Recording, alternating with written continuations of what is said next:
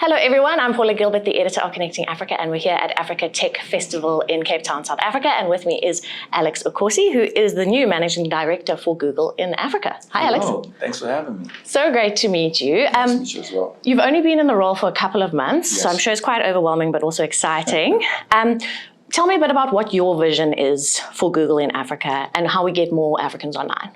Listen, the reality is that the internet has incredible potential for Africans, right? I think, connectivity is obviously one of the things that we're really driving at. For us as Google, we want to make that transformative change and be able to be part of making that happen. We know that if more Africans are online, the potential that it has to unlock so much economic growth for us is going to be tremendous. Issues related to across the board, whether it's from an agriculture perspective, health perspective, or employment perspective, we have a lot of young people that can really benefit, from the value, from what can come from the transformation. So for us as Google, that's been our focus. Last year, as you know, we've been riding off of the announcement we made in 2001 that we wanted to invest $1 billion into Africa to be able to make that transformative change, and we're now doing that. We've launched our Equiano subsea cable, which is now effectively landed in 4 markets across the continent in the west coast of Africa. So excited about that and the impact that will have. As we sit here, we're talking about the potential that they can have a $17 billion uptick in terms of GDP across the 4 markets that we've landed, which I think is incredible, and also the potential to create over 2 million jobs. So we want to be enabling the ecosystem, not only from building more capacity and access to the internet, but also making sure that we are doing work on the ground to enable Africans to really benefit from the internet.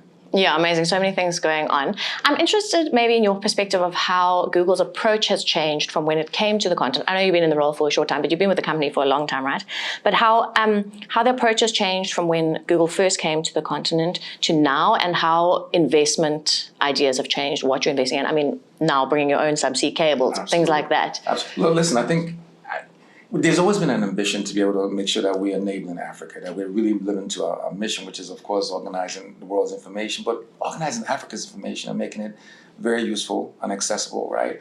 So that mission remains. But I think that what's really changed and what's much clearer to everyone is that we're now making really public our commitment, right? So from the subsea cable investment to us now actually putting a product development center on the ground here on the continent. Right, so we now have opened one in Kenya. We're going to be hiring engineers from the continent that are going to be creating products and solutions for Africa.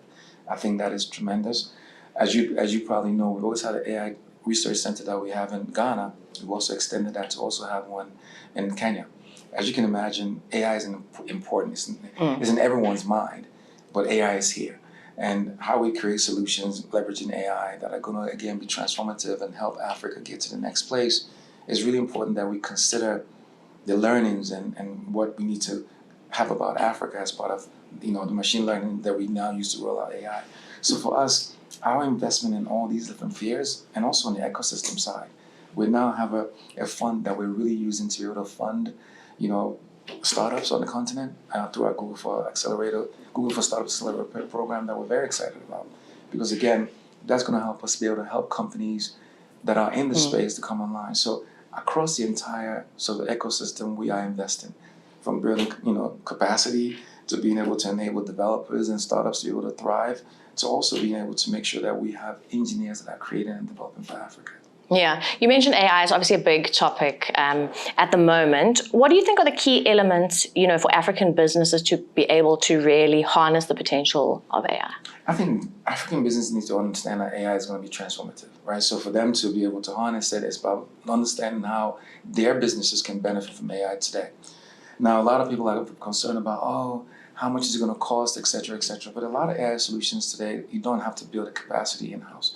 What you do need to build in-house is an understanding of which areas of your business are under pressure and which areas of your business you can be able to unlock value on from AI. So I think that's one of the things that we are trying to make sure that African businesses are aware that they need to be now on the AI realm versus being left behind. Because as you can see, there's a lot of innovation that are coming through. There's a lot of, generative AI is also being able to solve for businesses and being able to make workflows easier. But more importantly, really being able to have you as a business service your customers better. So those are some of the things that we're also working hard to make sure that behind the scenes, we're not just solving for the larger societal issues, the work that we're doing with flood forecasting, the work we're doing with locust outbreaks that are, for us, for farmers is quite important. The work we're doing in terms of on the health side, making sure that we are, helping with what is maternal care, etc.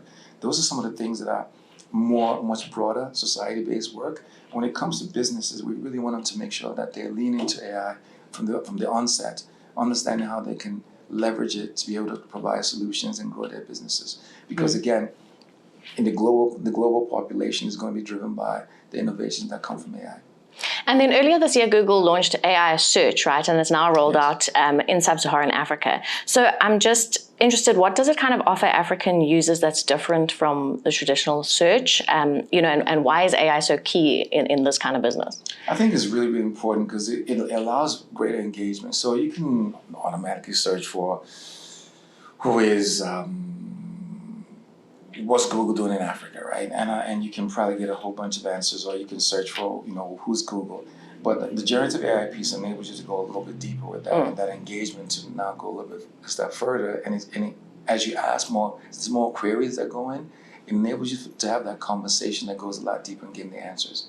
I think that's tremendous for Africa, right? Because in a lot of ways, it's now enabling you to go deeper and understand how you can actually get to the answers and the solutions that you want, that I think is going to be quite enabling for us. Search is a big component of the work that we want to do, because with search, you're able to identify and you're able to, shine a spotlight on businesses and entities that your users can really be able to access. And I think this goes a step further in terms of going much deeper into providing you with answers that are going to be real tangible and helpful for you.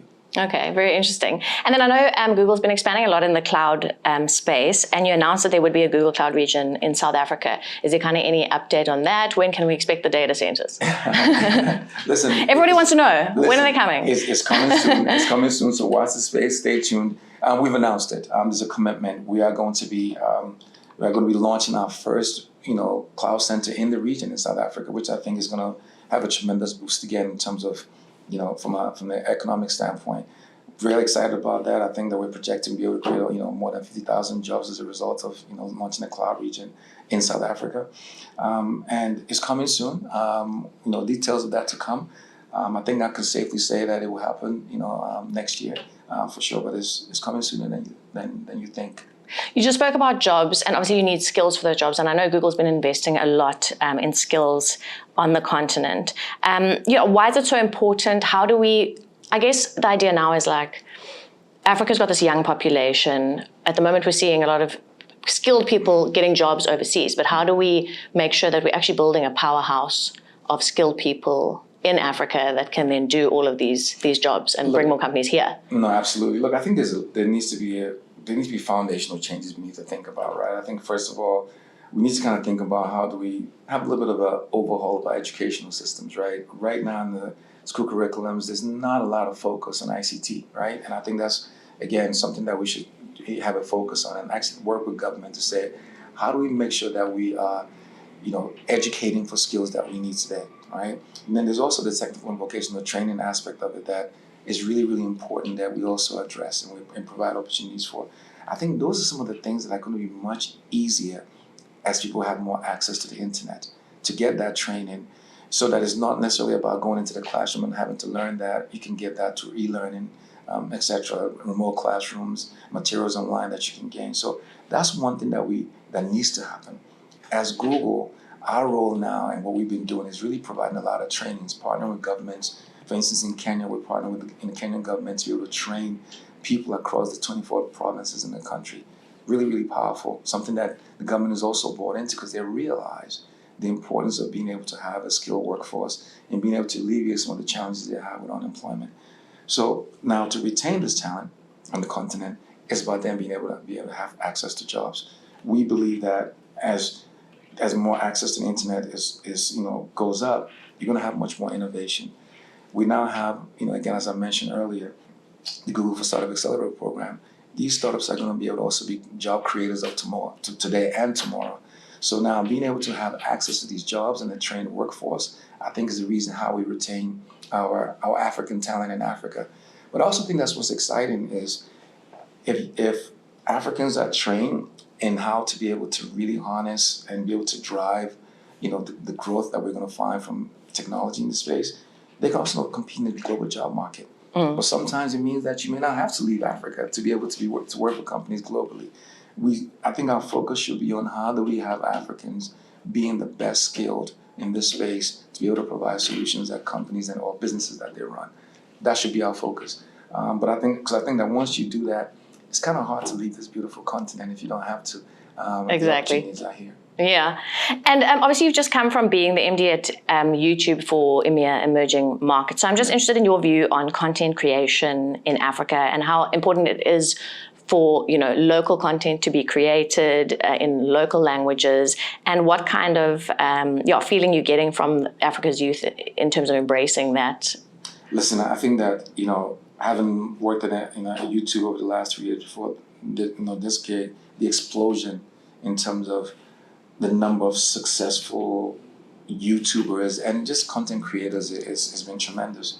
Obviously, my background is also from the fact that I built MTV on the continent, so I've seen this change.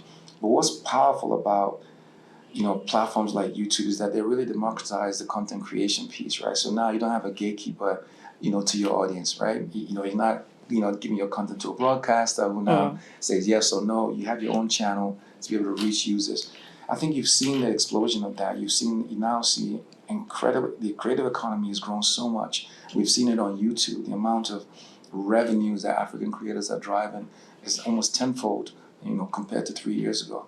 And what's exciting about that, again, goes back to the digital skills that we're talking about. Creators now know how to be able to create content and leverage the digital space to be able to do so.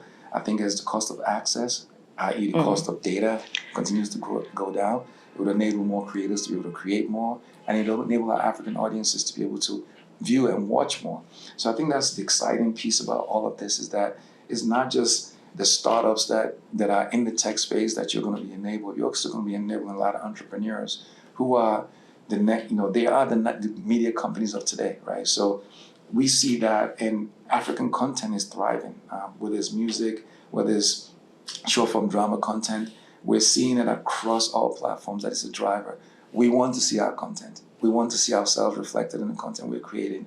And what's powerful is that Africans are actually clamoring for that, and they want that. And hence you're seeing the success of our creators across the board. Yeah, it's amazing to see the growth and how much it's blowing up.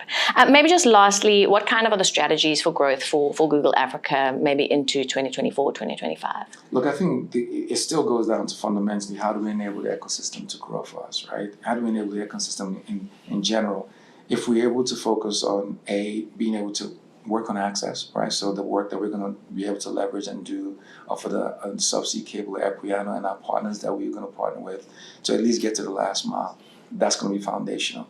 If we focus on how do we build solutions for Africa with our product development center in Kenya, and what sort of products we roll out that really reflect the local taste and content that people want to see and services they want to see, that's going to be really, really tremendous. If we focus on how we're going to help businesses grow on the continent, i.e., whether it's making sure that they're able to be identified, when you search for them, and they can be they're addressable as businesses, but also making sure that they understand how they can really, really leverage AI to be able to drive their growth. That's really tremendous.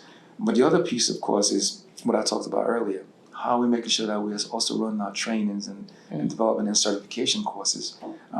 As I mentioned, one of the best stories I know that I've heard and experienced is, a woman that effectively was able to now be hired globally because of the certification courses that she took on the Google side, and it helped her kind of close her skills gap that now enabled her to land a great job that allows us to still work remotely from home for a global company.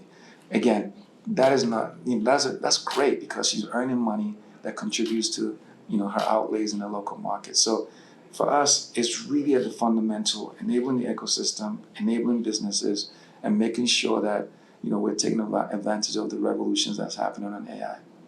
Okay, well, thanks so much. I think we'll have to leave it there, but thanks very much to Alex Okosi, who is the Managing Director for Google in Africa. Thank you very much for having me.